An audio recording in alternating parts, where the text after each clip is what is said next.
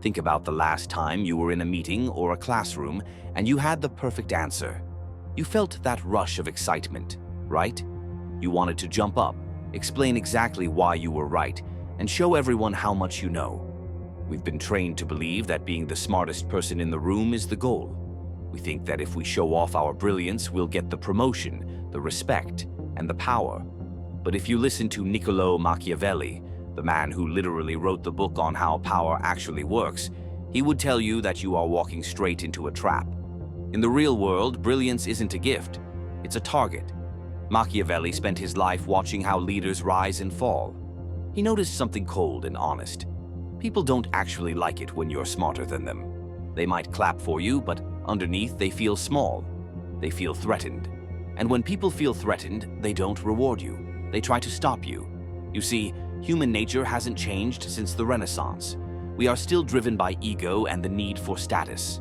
When you display your intellect too openly, you aren't just solving a problem. You are unintentionally insulting everyone who couldn't solve it. You are creating a gap between you and the tribe, and Machiavelli knew that the tribe always turns on the one who stands too tall. If you show your boss that you are sharper than they won't think, "I should promote this person." They'll think, "This person is going to take my job." If you show your friends that you're always 3 steps ahead, they won't feel inspired. They'll feel resentful. Your intelligence, if you flaunt it, becomes a weapon that your enemies will use to bring you down. It gives them a reason to watch you, a reason to find your flaws, and a reason to conspire against you while you are busy being right. Machiavelli argued that a prince must appear to be the source of all great ideas. If a subordinate outshines him, that subordinate becomes a liability.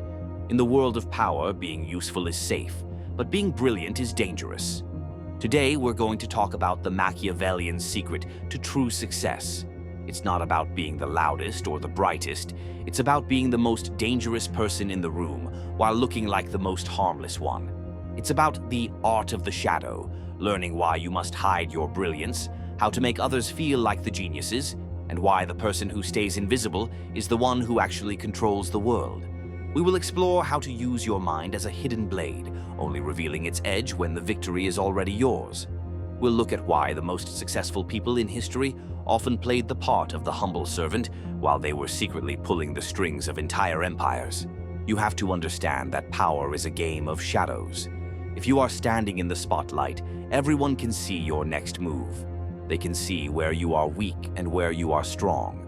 But when you hide your brilliance, you gain the element of surprise. You allow others to underestimate you, which is the greatest advantage you can ever have. By the time they realize how smart you actually are, it's already too late for them to do anything about it. This isn't about being dishonest, it's about being strategic. It's about protecting yourself from the envy of the small-minded and the fear of the powerful. Let's look at the first reason why brilliance is so dangerous: envy. Machiavelli lived in a time of backstabbing and betrayal. He saw that people are generally ungrateful, fickle, and greedy. But above all, they are envious. When you show off your intelligence, you are essentially holding up a mirror to everyone else's mediocrity. Imagine you are in a team. You consistently have the best ideas. You work faster than everyone else. You think you're being a team player, but your teammates see something different. They see someone who is making them look bad in front of the boss. They see someone who is raising the bar so high that they can no longer keep up. Slowly, they will stop inviting you to lunch. They will leave you out of the loop on important emails. They will begin to whisper behind your back. This isn't because you did something wrong. It's because you did something too well. Machiavelli's advice would be to hide that edge. Don't be the one with all the answers. Occasionally ask for help on things you already know. Let someone else have the breakthrough idea in the meeting, even if you're the one who subtly guided them to it. When you make others feel smart, they become your allies. When you make them feel stupid, they become your assassins. The second, and perhaps most lethal danger, is the fear you strike into the hearts of those above you.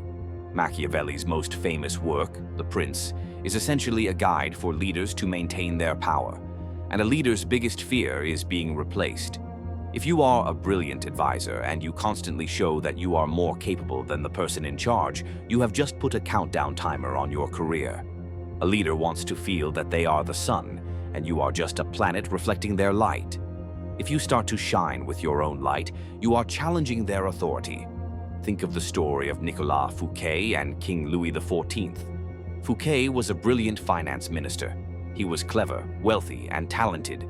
To impress the king, he threw the most magnificent party in history at his new estate. He wanted to show the king how brilliant and capable he was. What was the result? The king felt humiliated that a mere minister could outshine him. He had Fouquet arrested and thrown into prison for life. Fouquet's brilliance didn't save him. It destroyed him because he didn't understand that the master must always be the brightest person in the room. So, how do you apply this without becoming mediocre? Machiavelli says you must be a fox. The fox is a master of disguise. He doesn't go around announcing his plans. He blends in. First, you must master the art of the gift. When you have a brilliant idea, don't present it as your own. Instead, mention a few small parts of it to your superior over a week. Let them piece it together. When they finally invent the idea, celebrate it. Tell them it's genius. Because they feel they own the idea, they will work twice as hard to make sure it succeeds. You get the result you wanted, but they take the risk and give you the protection of their favor. Second, use the mask of the fool. Occasionally, allow yourself to be corrected on small, unimportant things. Let people think you have blind spots. If people believe you are smart but disorganized, or brilliant but a bit naive, they will lower their guard. They won't see you as a threat to their position. This gives you the freedom to move through the organization unnoticed, gathering information and influence.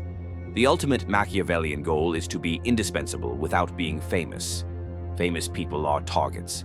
Indispensable people are survivors. If you are the person who quietly fixes the problems that no one else can fix, but you don't brag about it, the leader will rely on you. They will keep you close because you make them look good. You become the power behind the throne. You have all the influence, you have the job security, but you don't have the target on your back. Machiavelli once said that a prince should always seek advice, but only when he wants it, not when others want to give it.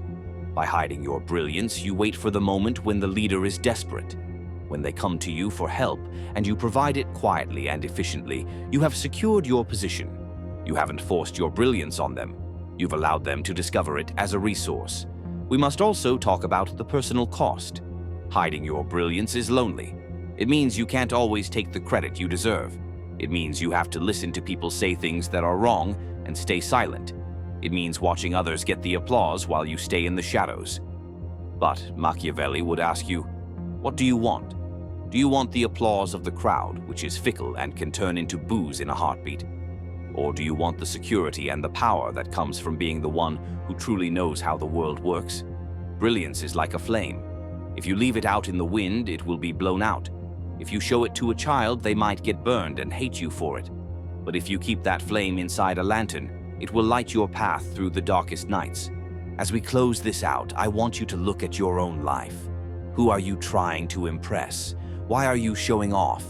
If it's for your ego, stop. Your ego is a luxury you cannot afford if you want to be powerful. The next time you have a brilliant insight, don't shout it out. Save it. Figure out who needs to hear it to make them look better. Figure out how to deploy it so that it serves your long-term goals, not your short-term vanity. Be the fox. Be the shadow. Let them think they are winning. Let them think they are the smartest people in the room. While they are busy celebrating their brilliance, you will be busy ruling the world they think they understand. This is the hard truth of the Machiavellian mind. It isn't pretty and it isn't what they teach you in school, but it is how the world works. Hide your brilliance, protect your light, and wait for the moment to strike. By then, it will be too late for anyone to stop you.